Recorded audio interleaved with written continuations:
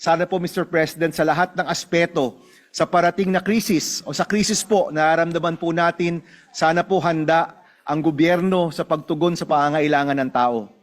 Alam niyo Mr. President, sa lahat ng survey, pag tinanong po sa Pilipino, ano yung number one issue, ano po yung sasabihin? Kataasan ng presyo ng bilihin. And yun po, Mr. President, that's even before this crisis happened. Number one na po sa Pilipino ang kataasan ng presyo ng bilihin. Pero dahil po sa krisis ngayon, makikita po natin ang pagtaas, hindi lang po ng diesel at gasolina, kung hindi ang presyo ng bilihin, sunod-sunod po yan, Mr. President. Ang pagtaas po ay fast and furious. Nung isang araw lang po, nung nakaraang linggo, magkano, Senator Joel? 60? 55, 60, ngayon po nasa 80, pataas ng pataas. Who knows, Mr. President, kung nasaan tayo next week. So, Mr. President, ito pong panukalang ito, mahalaga na mapasa kaagad.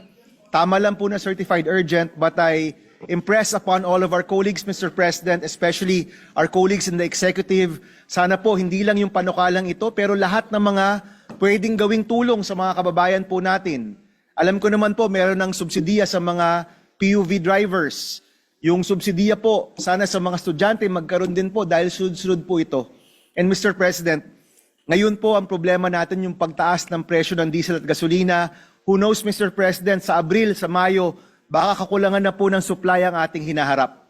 So I hope, Mr. President, we can come together, we can work together. Masigurado po natin, Mr. President, itong panukalang ito at iba pang mga kinakailangan ng ating mga kababayan na tulong, maibigay po natin, mai-ready na po natin para habang padating po yung krisis, habang lumalala po itong krisis, alam po ng taong bayan na ang gobyerno nakatutok, binibigyan pansin ng kanilang pangangailangan at lahat ng kanilang kailangan sa panahon ng krisis, handa po ang gobyerno na tugunan ng mga problemang ito. For the most trusted source of news and information, visit our website at www.bomboradio.com. Follow us on Bombo Radio mobile app, Facebook, YouTube, TikTok, and X, formerly Twitter.